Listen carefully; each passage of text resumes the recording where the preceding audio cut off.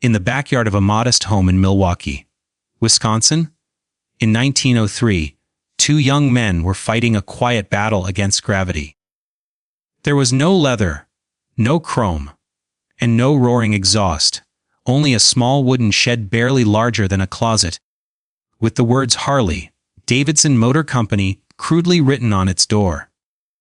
Inside that shed, William Harley and Arthur Davidson were not chasing fame or building a lifestyle brand.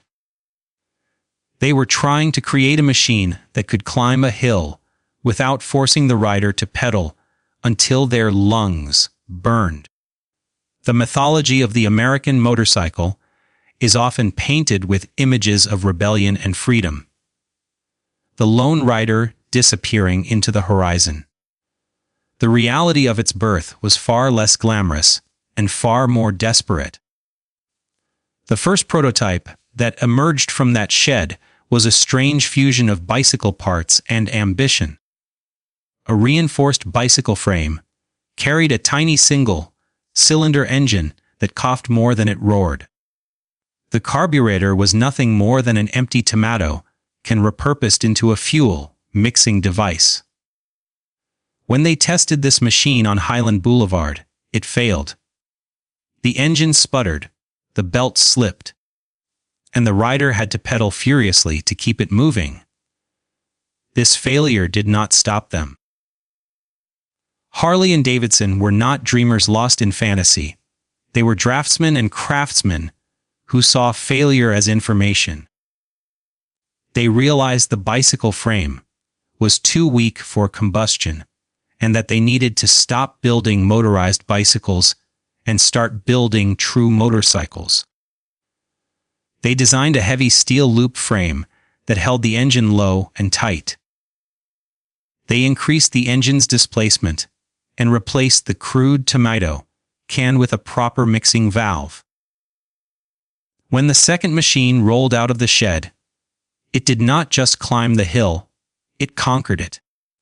The sound it made was a mechanical heartbeat that would later become the signature rhythm of the American road. By 1906, the shed was replaced by a brick factory on Chestnut Street, later renamed Juneau Avenue. This factory became a sacred site for motorcycle enthusiasts. But in its early years it was simply a place of noise, heat, and smoke. The workers were machinists, immigrants, and sons of immigrants, who treated metal with deep respect. Early Harley-Davidson motorcycles were painted silent gray and built for utility. They were used by mail carriers, police officers, and utility workers to shrink the vast distances of America. The company sold reliability, not rebellion, promising riders they would make it home without pushing their bikes. As the factory expanded, a racing culture emerged. In the dangerous board track races of the 1910s and 1920s, riders raced without brakes on slick wooden tracks where splinters flew like daggers. Harley-Davidson dominated these races, earning the nickname Hog after a piglet mascot carried on victory laps. Engineers focused on speed and durability and introduced the V-twin engine in 1909. Its 45-degree cylinder angle created a distinctive rhythm, a sound born from engineering necessity that later became an icon. Beneath the rise of this empire, a subtle weakness began to grow. Harley-Davidson became isolated as competitors disappeared. Executives believed they defined the market and assumed riders would always want heavy, air-cooled V-twin machines. They ignored innovations emerging in Europe, where lighter materials and efficient designs were being developed. Harley-Davidson continued building heavy machines in a world slowly moving toward lighter, faster technology.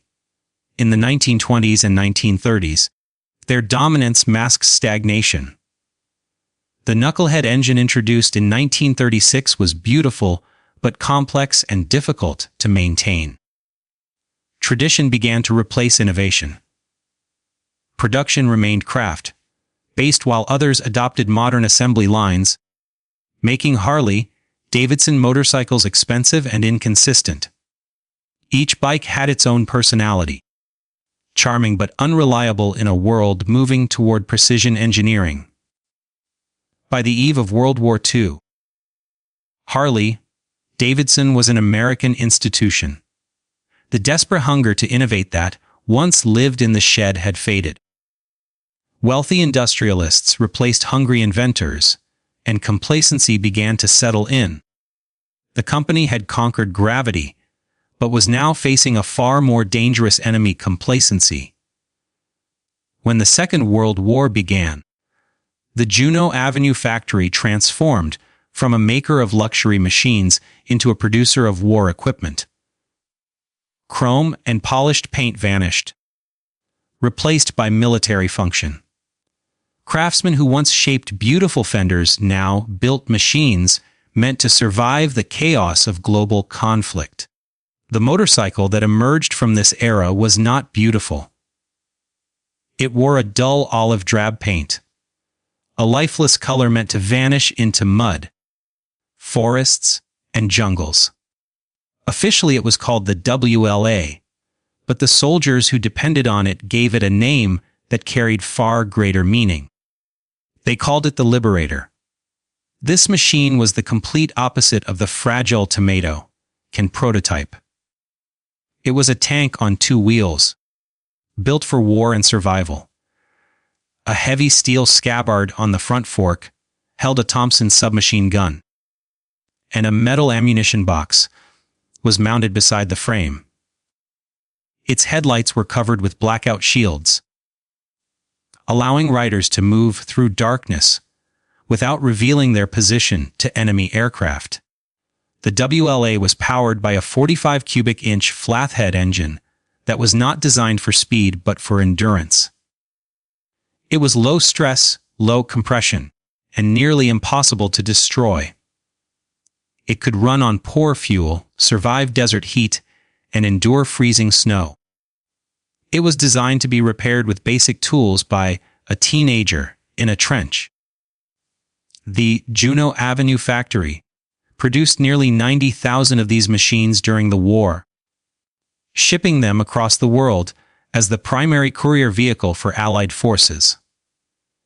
The impact of the WLA was not only logistical, it was deeply psychological. For millions of young American soldiers, their first experience with a motorcycle happened on the battlefield.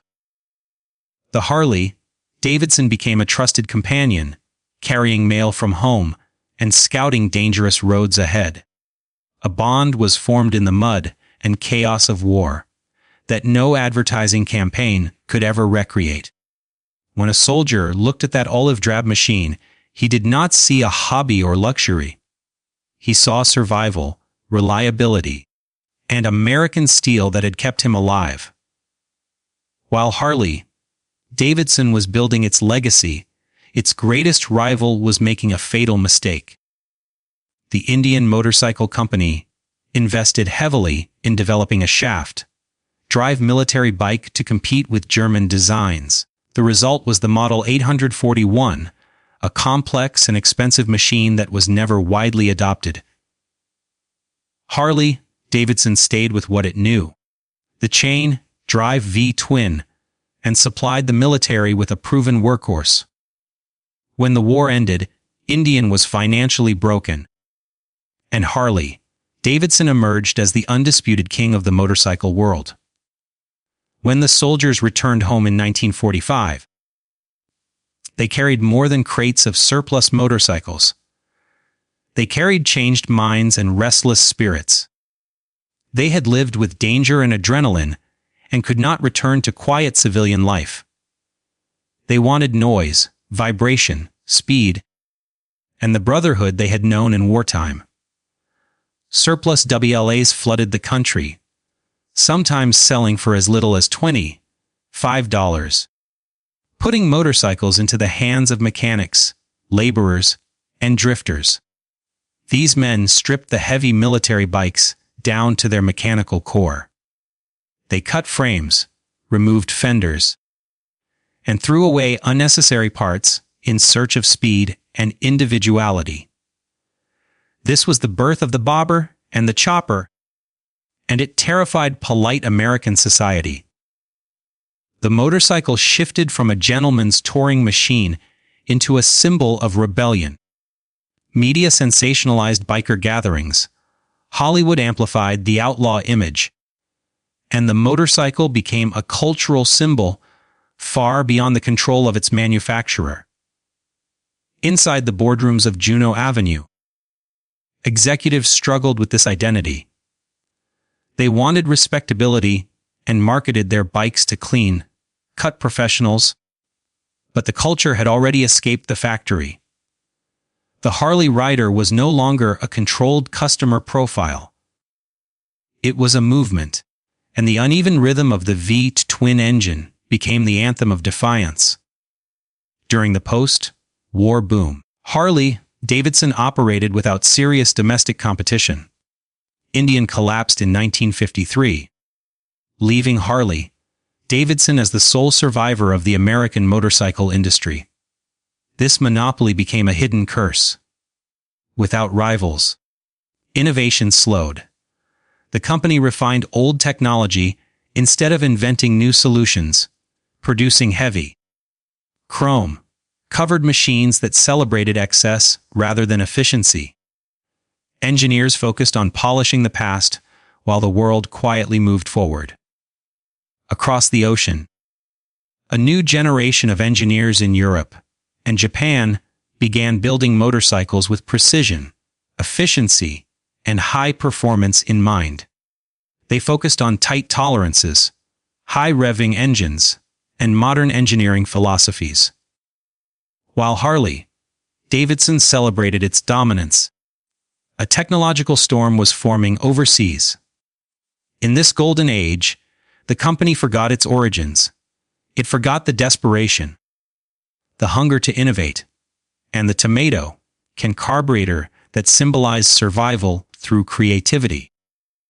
Harley-Davidson had become the establishment, comfortable, slow, and unprepared for what was coming. The future would not arrive with a roar, but with a quiet, high-pitched hum that would shake the foundations of the American motorcycle empire.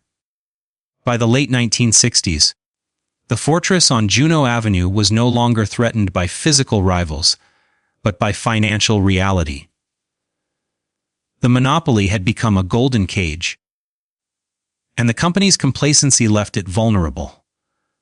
Going public exposed Harley-Davidson to Wall Street pressure, marking the beginning of a new and dangerous chapter in its history. The stock price was collapsing, and the factory machinery was outdated, some of it dating back to the First World War. The company was trapped in its own past, unable to afford the future, and desperate for a savior. In 1969, that savior arrived in a deal that would later be remembered as a corporate nightmare. The buyer was the American Machine and Foundry Company, known simply as AMF. This was not a traditional vehicle manufacturer. It was a massive conglomerate that produced leisure products like bowling balls, tennis rackets, and golf carts. To AMF executives, a Harley-Davidson motorcycle was not sacred American steel. It was just another recreational item to place between skis and bowling pins in a corporate portfolio. They did not understand the culture, the heritage, or the grit that defined the brand. They looked at the Juneau Avenue factory and saw unused capacity, and their strategy was brutally simple. Cut costs, increase volume, and extract as much profit as possible from the name.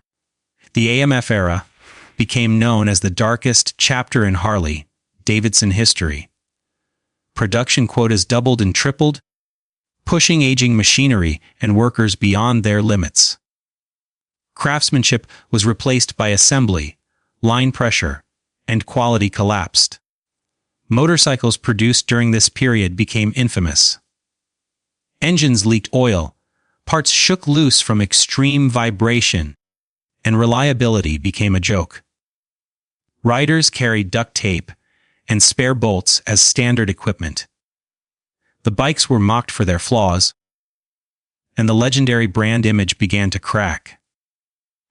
AMF stripped away the character of the machines, replacing metal with plastic and adding flashy decals that clashed with Harley's identity.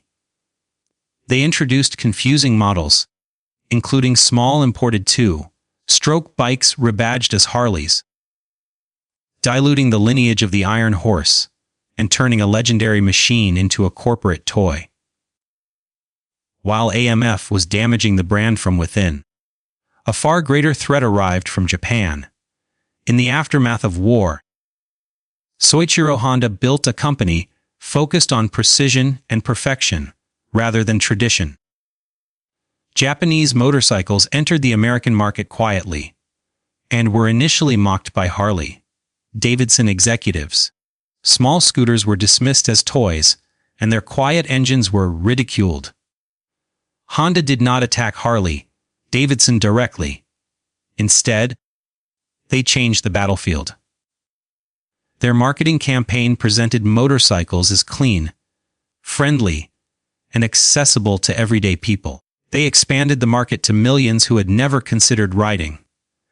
Then, in 1969, Honda released the CB750, a technological revolution with 4 cylinders, overhead cams, disc brakes, and an electric starter. It was fast, smooth, reliable, and affordable, a stark contrast to the expensive, vibrating, oil-leaking American machines. Consumers chose performance and reliability over tradition. Harley-Davidson's market share collapsed as Japanese manufacturers flooded the roads with advanced motorcycles. Loyalists mocked these machines, but the engineering superiority was undeniable. Kawasaki, Suzuki, and Yamaha followed Honda, transforming the global motorcycle industry and making old American designs look outdated. Inside AMF-controlled boardrooms, panic replaced confidence. Instead of improving engineering, they sought government protection through tariffs, revealing how far the company had fallen. The internal culture fractured as workers resented corporate management. Rumors of sabotage circulated, and the sense of betrayal spread through the factory.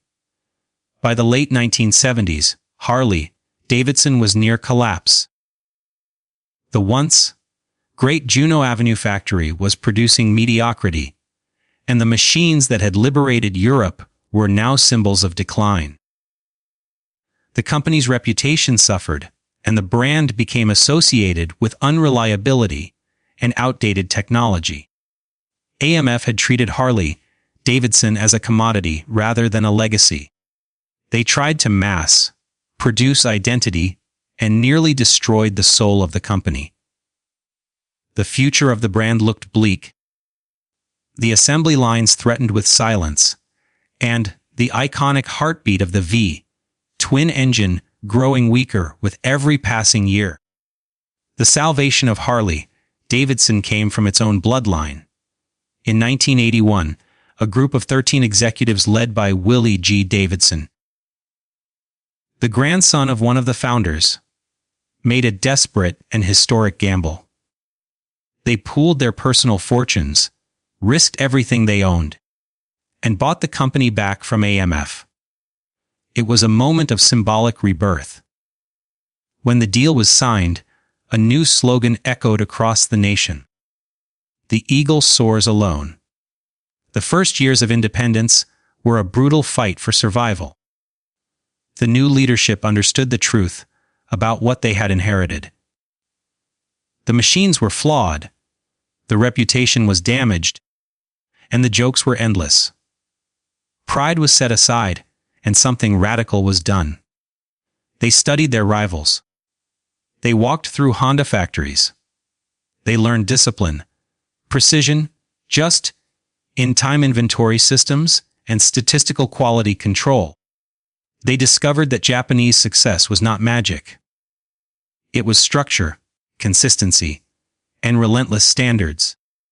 The result was the Evolution engine, introduced in 1984. The Evo became the savior.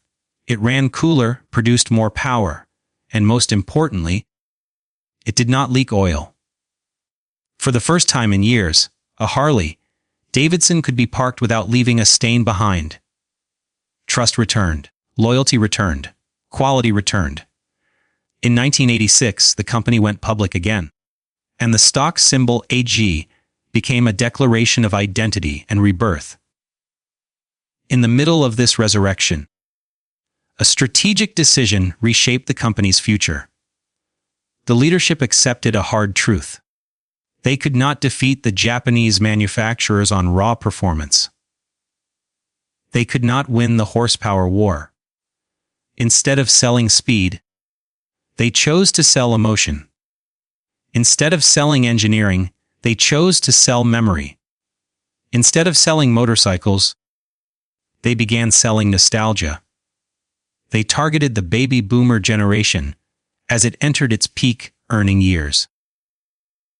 These were men trapped in offices and cubicles, suffocating under corporate routine, longing for a version of themselves that once believed in rebellion and freedom.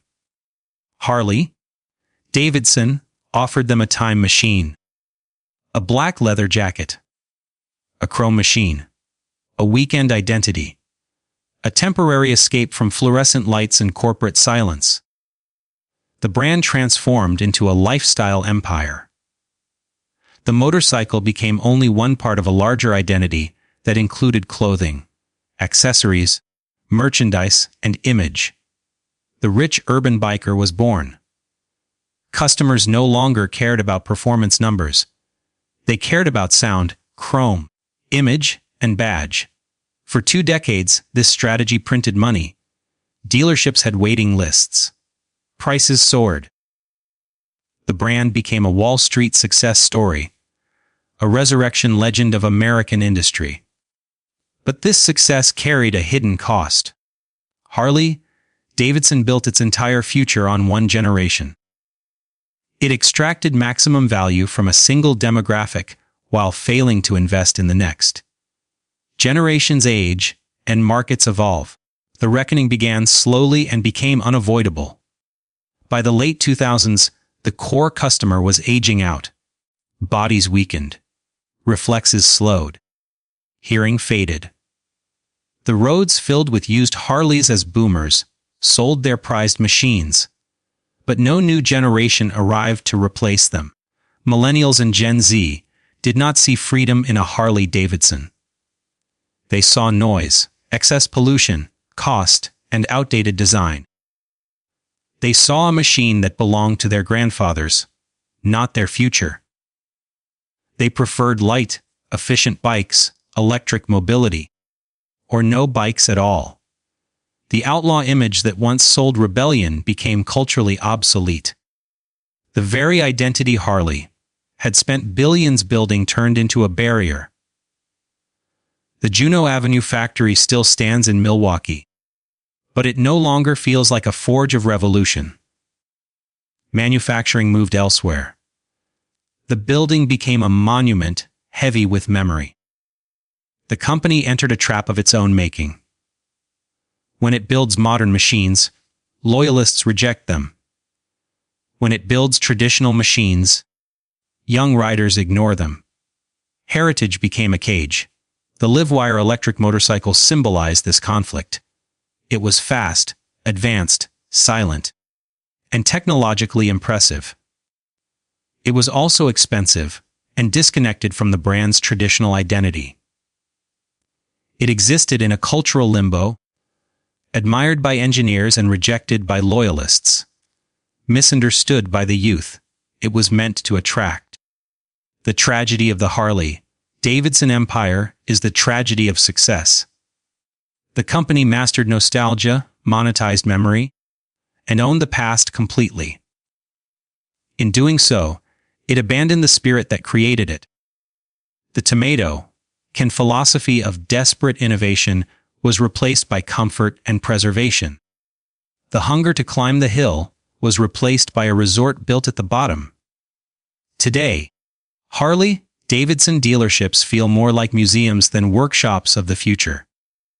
Shiny, heavy machines line the floor with massive price tags, while the music plays softly overhead.